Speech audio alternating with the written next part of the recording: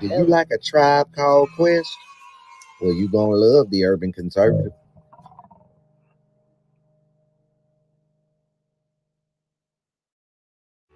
Do you like manwich and nachos? Well, then you love the Urban Conservative. Do you like guns? Do you like butter? Well, you're gonna love the Urban Conservative. Yo, what's good, son? You like pit bulls, say? You like solving Sudoku puzzles? Then you gonna love the Urban Conservative.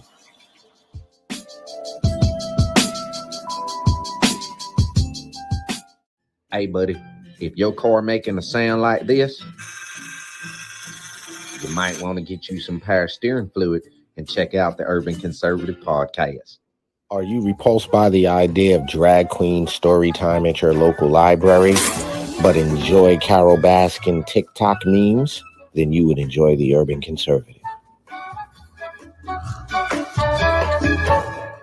Do you want to slap your boss and then go home and make yourself some golden brown pancakes covered in butter and freshly made warm boysenberry syrup?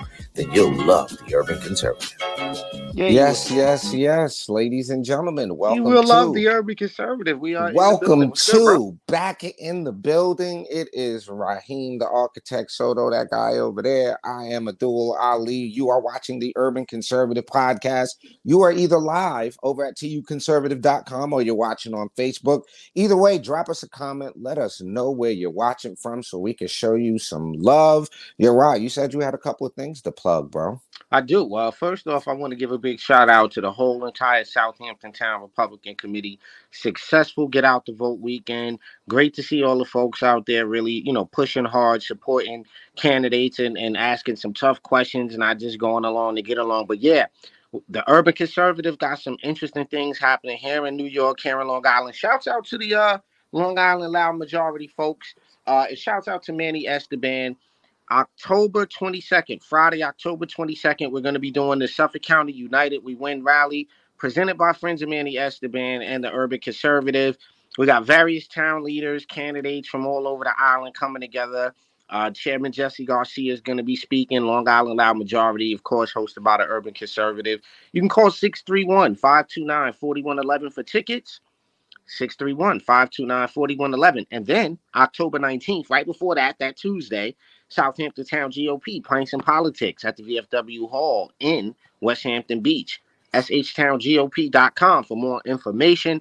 How you can get out to Pints and Politics at the VFW from 6 to 8 p.m., right? Open bar for an hour.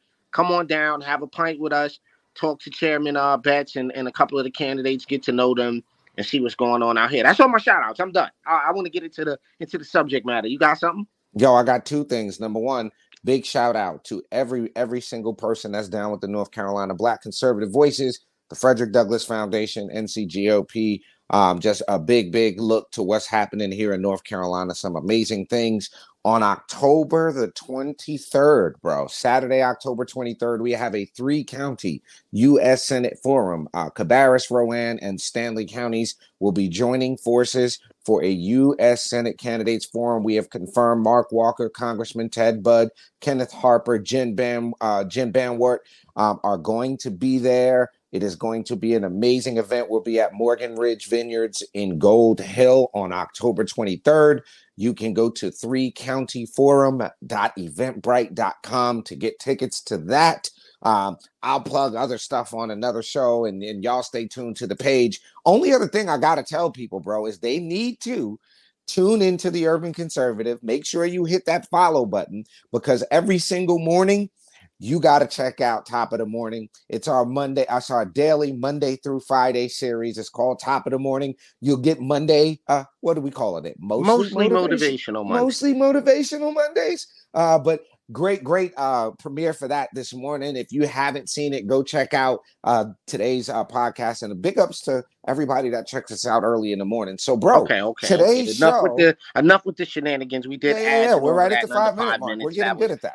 That was perfect timing. We're at the 5-minute mark. Okay, so as you guys see, the title of today's show, and I'm really excited to talk to today's guest, because as you guys know, this is a learning experience, and we just share it with you guys in the form of a podcast, in the form of a show. But today, joining us to talk about criminal justice reform and what we think is a connection between the rise in violent crime in the country and this criminal justice reform idea. Welcome to the show for the first time, Texas Attorney Ken Good. Welcome to the show, sir. How are you? Let's get you in here. How you doing today, brother? Great. Thank you very much for having me. It's a pleasure. Absolutely. Well, first off, Ken, tell the folks, a little bit about your background because of the subject matter. I know how our folks are. They're going to be like, why they got this guy on the show? What does he know? Who is he? What does he know about criminal justice and that type of thing? So give us the background, if you will, and then we'll move forward. Well, I'm a member of the board of directors of the Professional Bondsmen of Texas. I'm a Texas lawyer, but I specialize in bail law. I've been an attorney for 30-something years. I've been specializing in bail law for about 20-something years. I've argued two of the most important cases in the bail world in Texas before the Texas Court of Criminal Appeals, and the industry won both of those cases. We've been involved in criminal justice reform. It's affected counties where we do business, and so we've had to become experts on what works and what does not work, and we should be relied upon as experts. We've been doing this, getting people to court for over 200 years, so you would think that if people want to know what works and what doesn't work, they would come and ask us, because we're in the trenches doing that day in and day out. Awesome. I did not know, because as everybody knows on the show, we keep things pretty loose. When you said bail law, that just, I don't know if that did that for you. My brain was like, there's another type of law. You mean there's a can you explain that a little bit for us lay people who don't even know that's a thing? Sure. So there's a whole bunch of statutes. Like in Texas, we have a statute called 7.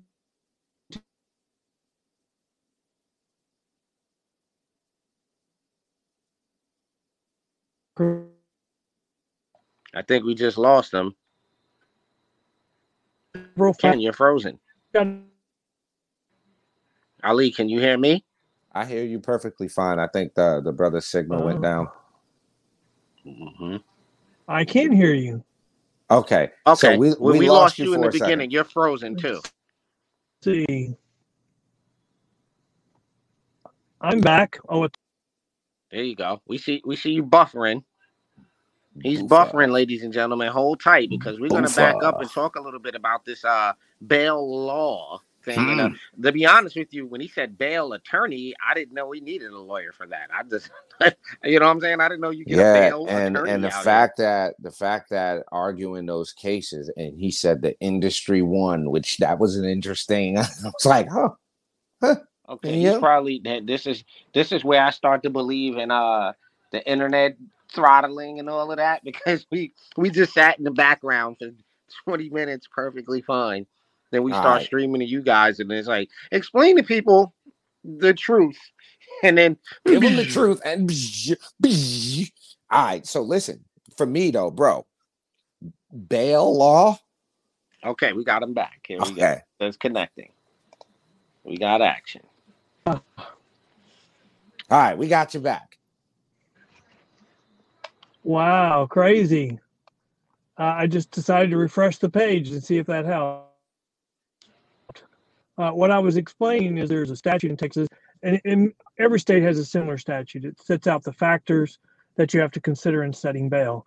And, there's various factors, like what's the crime, what's the nature of the crime. We just added to Texas the requirement that you have to review criminal history.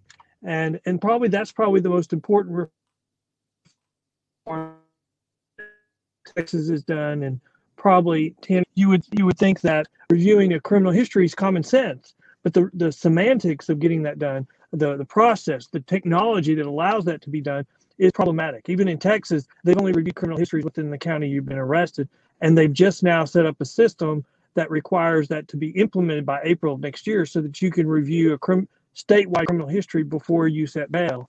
And that's really the problem we're having on bail reform. We're tying the hands of judges so that they cannot be a gatekeeper and look at somebody's criminal history. And the career criminals are having a field day, and they're taking advantage of the criminal justice system as a result. That's really what's going on. So Ali, I got a quick question. So, and this may seem like a weird question to ask, right? But where does this idea of bail come from anyway, right? I mean, I not to get too in the weeds with it, but isn't you commit a crime and then there's a certain amount of money you can pay after committing the crime to get out of jail, right? So where, if you can kind of speak to what is the origin of this bail system anyway? I would say it comes from England, and it's comes from, it's a 200-year-old system. But the very foundation, the oldest example of bail is, instead of money, you promised to take a person's place if they didn't show up for court. So the earliest examples of bail in the United States is when you bonded somebody out, when you spoke for them. If they ran, you took their place. And so it was very we eventually replaced that with a system where if they failed to show up, we paid the face amount of the bond to the county. And so that's kind of the current system that we have here in Texas. Mm-hmm, mm-hmm. So one other question of more on the technical side of things, if you will. How do you explain to somebody, let's say that doesn't really have an interest in criminal justice per se? They're like, couch, they watch it NCIS and all the other court shows people may watch or whatever. Mm-hmm. How do you explain to them what criminal justice reform actually is versus the media perception of it or the media's output of it? How do you actually explain that to someone? Well, what I would say is the problem that we're facing right now is a problem of urban areas. Where y'all live, you're the urban conservative. So the problem is, in our big urban areas, we arrest a lot of people and they have to be processed through the county jails quickly and efficiently. And historically, like in Harris County, they've used a bail schedule because they don't want to pay for the cost to have individual magistration where everybody has to see a judge before they're released. So they had a schedule, and if you post that, then we diverted a large number of people away from magistration, and then they could spend just the time they had left with the people who said they were poor. The problem we have is because of some lawsuits and because of some policy complaints, we're now moving away from bail schedules, and we're doing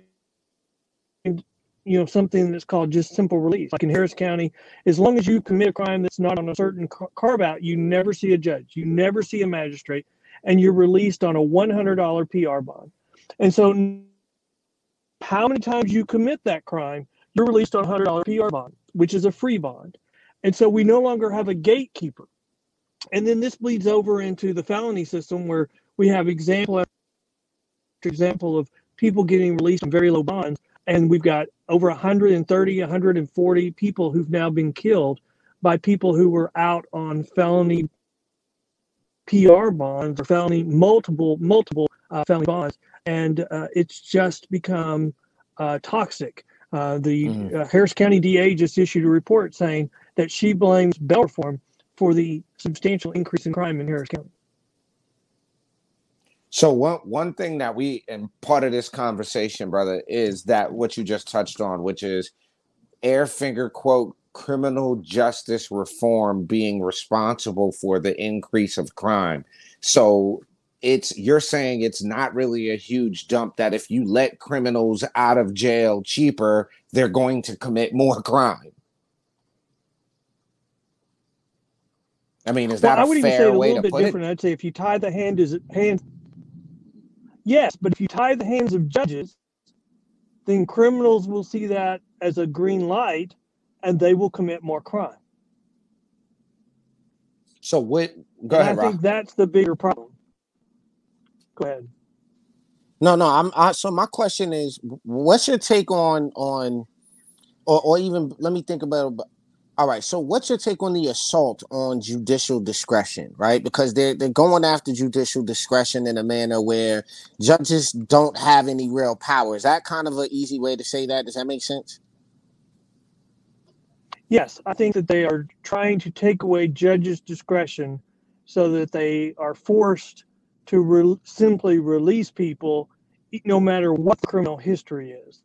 And that's where we have a problem. I mean, you can't be a gatekeeper and you can't look to say, hey, this guy has he's a career criminal, So we need to take a harder line, because our whole criminal justice system is based on, if you're a first-time offender, you get less punishment. If you're a 10-time offender, you're going to go to the pokey for a while. And so we're taking away that, and we're treating a 10-time offender the same as a first-time offender for a lot of crimes. And that's criminals look at that and see that as a green light to commit more crime. And so what do we have? 1 + 1 = 2. We're seeing more crime.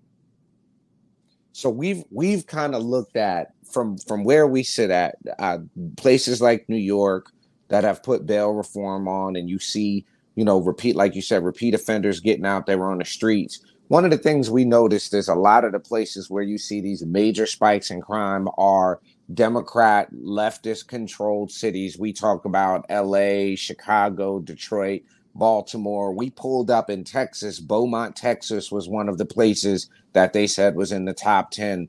And more often than not, it is minority folks suffering as the victims of crime at the hands, most often, of minority folks in minority communities. Do you think the current criminal justice system as it exists is a racist system?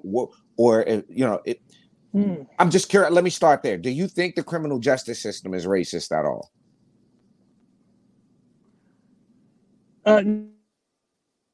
No, I do not think it's racist, because if you look at your example, the crimes that are being committed are being created by race on the same race.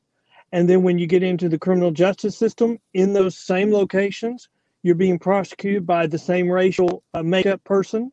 The jury is made up by the same racial makeup. And so in a lot of our urban areas, the whole criminal justice system is that the majority is that race.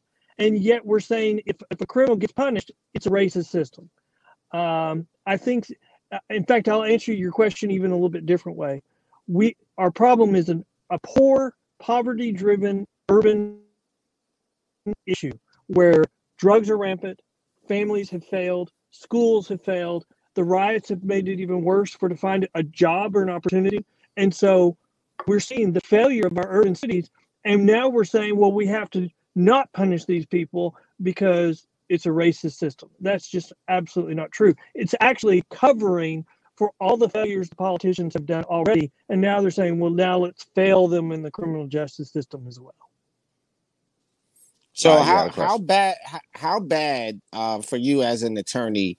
I'm here in New York, right? Bail reform has been just a complete disaster, right? But how did you see, like, what was your perception of it as you saw it changing and developing? Like, what was your processing of that, what you saw going on here in New York? Well, I saw that they went to a system of simple release, where if they were charged with certain crimes, they had to be released on no bail. And it was such a failure, and such a failure so quickly, that they repealed portions of it even during the pandemic. So they saw that it was a complete failure. Now, the problem is they didn't repeal all of it. They still have more to repeal, because the problem is still, for those areas, it's still a problem. I think that's an example of what Harris County has done as well. We call that simple release. Simple release is just an abject failure. And if you think about it, it's what our friends on the left are pushing in our large urban areas, because the cities or the counties can't afford to individually magistrate everyone. And so they're saying, well, let's just simply release everyone.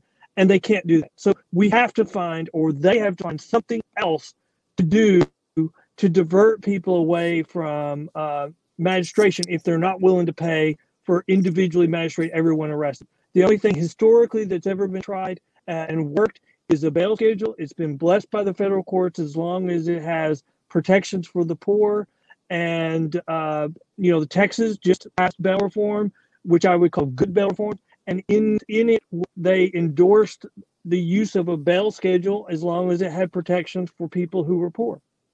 What are some of those protections? So you're saying I'm a low income person. I go in Walmart and I steal $20 worth of chicken. Mm-hmm. I shouldn't have $5,000 bail for that.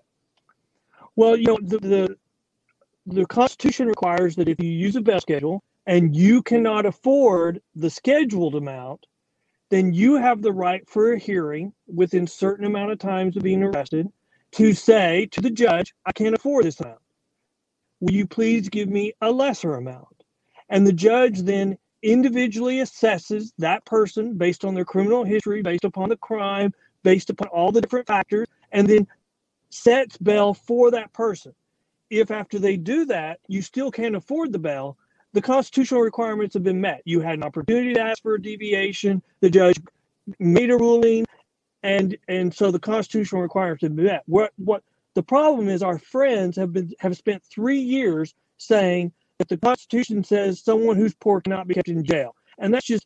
I mean, we don't want anybody poor to be kept in jail, but we don't want to use poverty as an automatic get out of jail free card for career criminals, and that's what our friends have turned us into in many areas. I'm just for the record, I want poor pedophiles staying in jail. I want poor rapists to stay in jail. Like y'all could stay in there. Yeah, y'all stay in there. Like, you know what? I think about this, right? And there's this, and you can correct me if I'm wrong about this, but there's a concept in law of like no penalty without law, right? So does that drive the concept of our wild amount of laws? Like, does that concept, do you understand what I'm asking? Like, does that drive this? Because there's laws on the books that are absolutely crazy, but as it relates to criminality, like here in New York, it's legal. Somebody wrote this down. To mutilate a woman's genitals is there's no bail for that in New York. So how is that, like, what is that? What?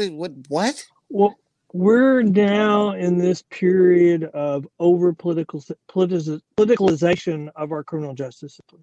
I mean, like in Texas, you can have a certain amount of marijuana in one county and not be prosecuted, and in the next county you'll be prosecuted. And I just think that's so unfair. I mean, the public doesn't. I mean, that undermines the trust of the system for all Texans, because they don't understand why one county will elect to prosecute and another county will not.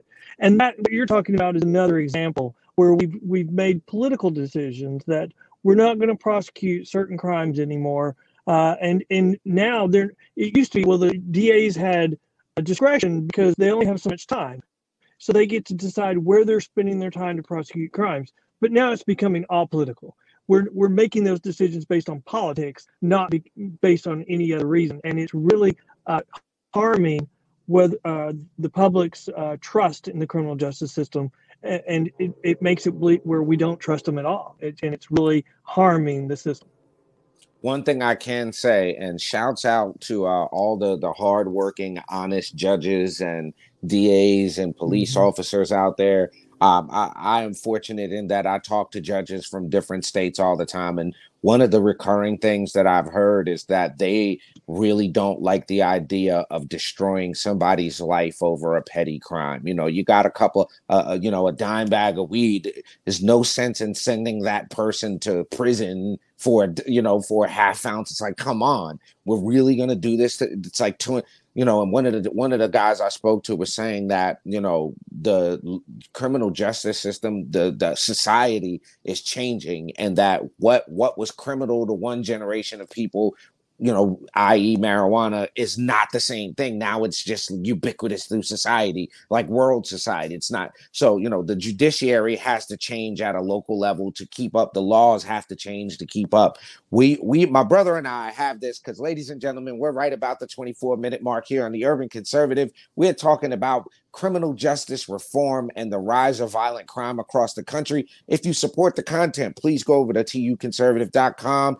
Go ahead and get that membership, man. That'll give you access to the wonderfully curated news feed. You will be first to know when there are Urban Conservative events coming up in an area near you. You will also get access to our special blog. Not only that, you get behind the scenes content when you go over to tuconservative.com and get yourself a membership. Right now, you're watching on tuconservative.com/live, or you are watching on Facebook. Either way, give us a like. Give us a share, subscribe on YouTube. Let us know where you're watching from, and we'll get you a shout out in there. So, bro, on the second half of this thing, there were some things you wanted our attorney friend to take a look at here.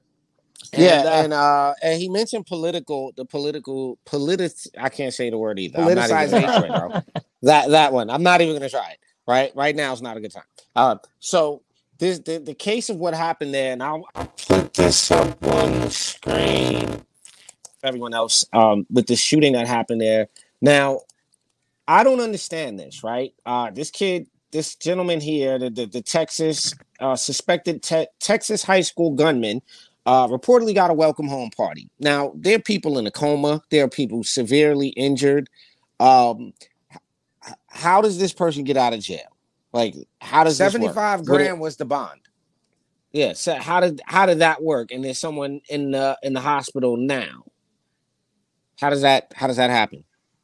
Well, it happens because the DA in Dallas County is one of our friends on the other side, and that was supported by George Soros and his financial resources, and so he's not as bad as the DA in LA, who says that we just have different opinions about who the victim is. It's not the person who is the victim of the crime; it's the defendant because of all the stuff that's happened to them in the past. I don't understand that one. I mean, if you want to make a statement about we don't allow this to happen, and if you do this in our county, you're going to be punished. You have to send a message to other people who are thinking about this. We failed them. This was a complete failure to have that, and it's this where we're equivocating. We have all these movies that have come out in the last 5 years where the victim, the really evil guy in history is not really as evil as we thought they were if we just understood them. And so we're blurring the lines everywhere in our community about, well, if you cross this line, no. If you cross this line, no. If you cross this line, I mean, we no longer have lines. It's all really turns into who you know and who, what political party you're supporting and who's in power at the time. We can't have a criminal justice system based on what party's in power, who that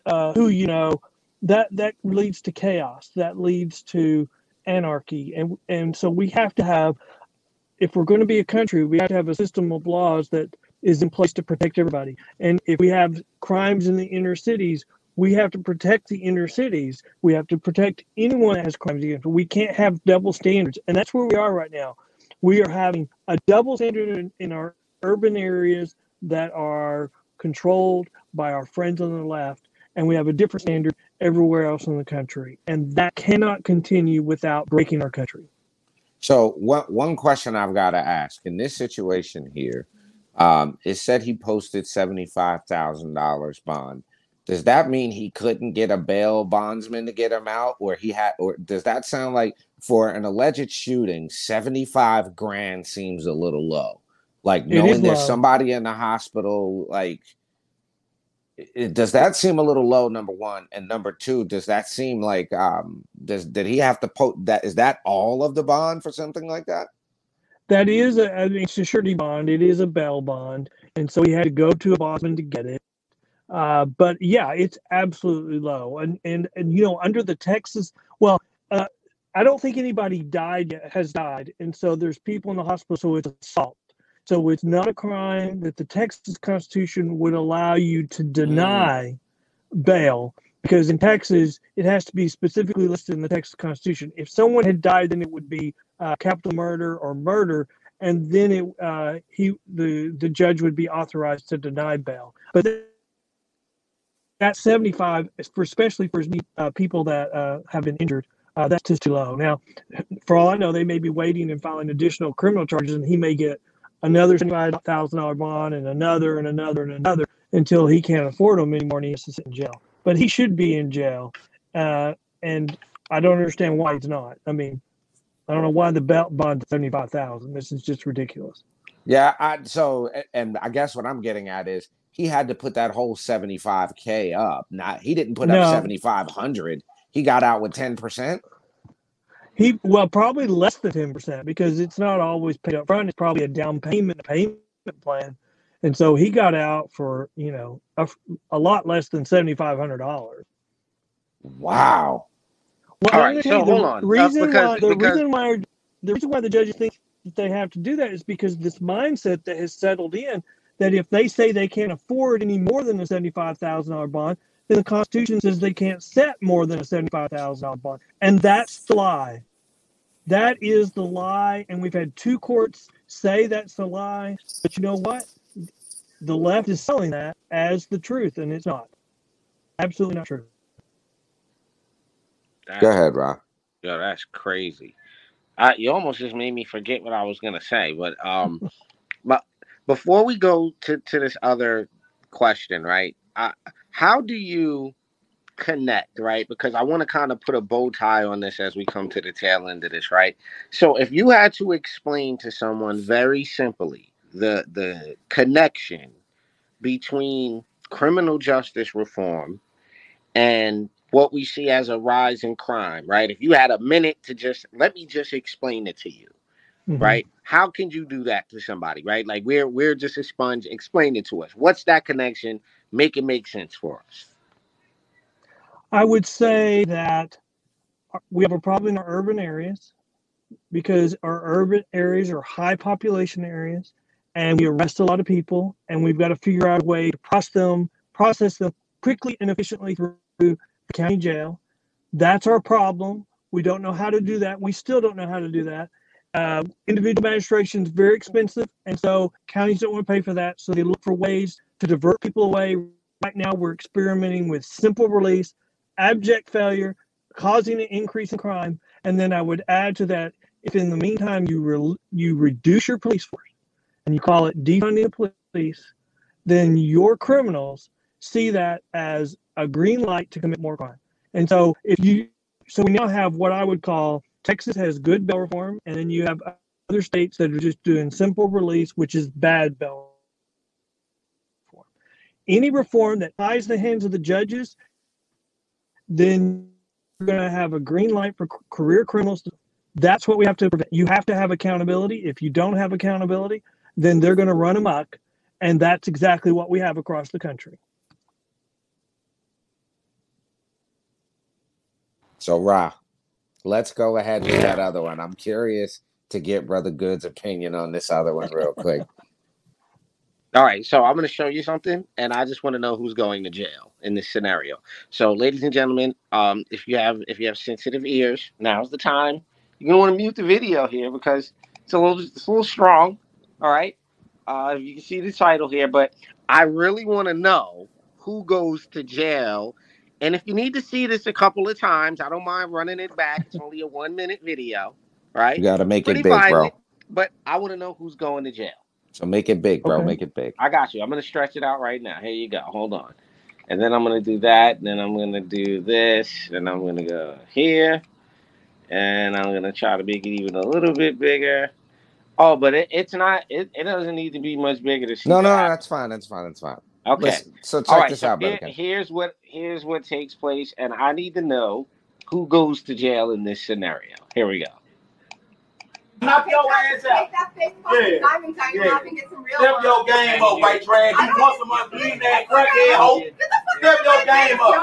Call the police. They don't give a fuck, hoe. I ain't calling no police, bitch. Call the police. We can bitch. Dude, I'm gonna fucking call the police. I know you After you would call the police. I beat your motherfucking ass. You do not know where I'm Talking coming about, from. are you serious? 75 cent white trash? You ain't got 75 cents. Broke ass hoe. Bitch, I don't give a fuck about that bitch word. Shut the fuck up. You ain't talking about shit. I don't give a fuck about that. I don't give a fuck about that. Broke ass hoe. You just better. I'm not drunk, bro. I didn't even fucking. Don't never touch me, You hoe. fucking touch me, bro. I will. You don't never touch me, hoe. I'm not playing with you. All right, who goes to jail? Well, I would hope that the guy that just slapped somebody that's assault. So I would think that the person who initiated the contact went to jail. Okay, so in all fairness, I know you can't really see it. It's kind of small, right? So in a play-by-play, she does push him first if that changes anything. She pushed him. No, because once you push, you have a right to defend yourself. So does that change it a little bit now? So does she go to jail or does he go to jail? Was that too much force? Was that unnecessary? Okay, this is kind of, let's go back to just law school. Okay. Any unwanted, unauthorized touching is assault. And, I don't, you could say there's verbal assault, but I mean, I think under our law, if you got a video where whoever initiated, then once you initiate contact, the other person has the right to defend themselves. So, I mean, on this one where everybody's hitting everybody, you would be going, who do you know? How do you know? How do you take this apart? How do you figure out Mm. which one is responsible? And when you get, and when the police are trying to just pick somebody, figure out, sometimes they pick wrong, they file charges, and then you don't have the money to defend yourself, or Mm-hmm. like here, you don't have a video. So that's where we get people who are saying, well, they pled guilty, so they don't, even though they shouldn't have pled guilty. I don't know. I'm going to stick with whoever initiated contact is the person who committed assault, and the other person has the right to defend themselves. So in that Okay. case, bro, he sounds like he's not going to jail. I don't know. It's crazy. It's crazy. It's crazy. So look, Brother Ken, there's a couple of things. Rod, go ahead. So how about this though? How about everybody? I'm just gonna say, how about everybody just keep your hands to yourself, folks? Some people just overreact. Well, just take a push the wrong way. How about being respectful? I mean, how about just being respectful of each other? I mean, I'm from down south. I'm a Christian, but I say things that I wish I hadn't said before. And so sometimes I'll be like, is this really something that a Christian would say? Is this the way a Christian would act? And, just thinking that way, sometimes I've stopped myself. And so I'm like, oh, I shouldn't be doing that. And I think, one of the problems we have is we've lost our moral compass for our country. Sure. And we have so many different people on the left trying to replace it with something else. And right now we're replacing it with identity politics, where, because of your identity, you're a conservative, then everybody that's not a conservative has to hate you because of your identity. And we can't have that. Let's fight about ideas. Right. Let's fight about arguments, and let's, argue the things. But we don't do that anymore. We just say, you're stupid, you're a conservative, and so I don't have to respond to your argument. Well, they can't. We don't try anymore. The response to your argument is, you're racist, and so I don't have to listen to you. And everybody, all my friends of my identity are going to tune you out, because that's what we do. And we have to end that. Got to end that. Right on. So, Ra, we got some, traditions on this show around these parts. We do. It's your first time, so yeah. There's a couple of questions Ra's gonna. It's kind of a little bit of a lightning round we're gonna go through here, and right. At the end of this lightning round, the floor will be yours to tell the good folks in the audience what you got going on and how they can support you. But Ra's got some questions for you. Let's go. Let's get it cracking. Ding, ding, ding. Right. Lightning round here on the Urban Conservative. So this is called Get to Know Ken. So here we go. All right. This will tell the folks kind of what kind of person you are. Okay. Texas, St. Louis, or Tennessee barbecue.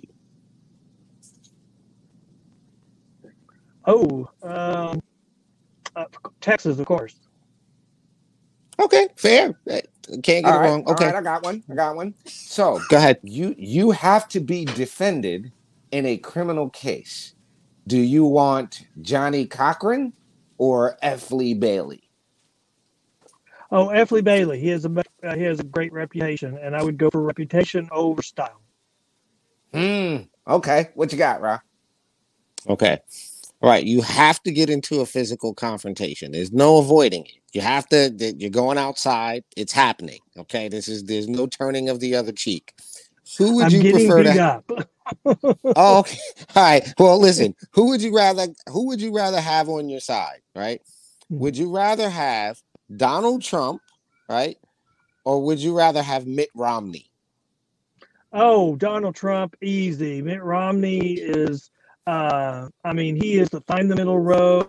He's always going to compromise. He's going to try to talk his way out of it. I need Donald Trump to get down in the mud with me and try to win this fight. It's not even close. All right, okay. Gotcha. You got one, Ron? Go ahead. All right, gotcha. Okay, on the flip side, you're in a criminal case and you have to be prosecuted by someone. Do you want to be prosecuted by Jeanine Pirro or Clarence Thomas? I would take Clarence Thomas, and the reason why is because I believe he's a man of integrity, and so I would want someone who I think is a man of integrity, and because I would be afraid if they're not, that they would try to further their career at my expense. Very good answers in the lightning Okay, round. last one for me. Go ahead. Last one for me. Okay, best court show: Judge Judy, Judge Joe Brown, or the People's Court. Oh, Judge Janine. I think she's a great speaker. She and I don't think people can respond to her arguments. And I think she's a great. She sets out the conservative voice very well. All right, there we go. So listen, ladies and gentlemen, we've been joined by Texas Attorney Ken Good. We've been talking about criminal justice reform, its relation to the rise in violence. He's just made it through the lightning round. So the floor is now yours for the next 15 to 30 seconds to tell the folks how they can get a hold of you and support what you've got going on, brother. The floor is now yours. If you would like further information about good bail reform versus bad bail reform, as people across or states across the country are looking at it, go to our website, pbtx.com, which is the Professional Bondsmen of Texas.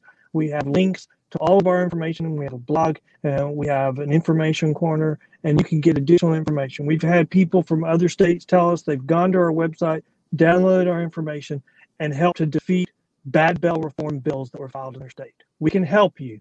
Allow us to give you our resources. Thank you. Ladies and gentlemen, you heard it right here on the Urban Conservative. If you want to support what the brother's doing, that is pbtx.com. pbtx.com. If you go there, tell them the Urban Conservative sent you. You've been watching live on Facebook, or you've been over on tuconservative.com/live. As always, if you want to support what we're doing here to sponsor a show, you can reach directly out to us or send a cash app to $TU-Conservative. We will be back next Monday with another episode of the Urban Conservative Podcast. Make sure you tune in Wednesday night for Two Americas. They've got a great show coming up. And remember, every single morning, 9 a.m. right here on the Urban Conservative, you're going to get your daily dose of mostly motivation with top of the morning to you. Until next time, for my twin brother, Raheem Architect Soto, and for Attorney Ken Good, who's been kicking it with us today, I'm Abdul Ali. You've been checking out the Urban Conservative Podcast. We'll catch y'all next time. We will. Thanks, guys. It was great.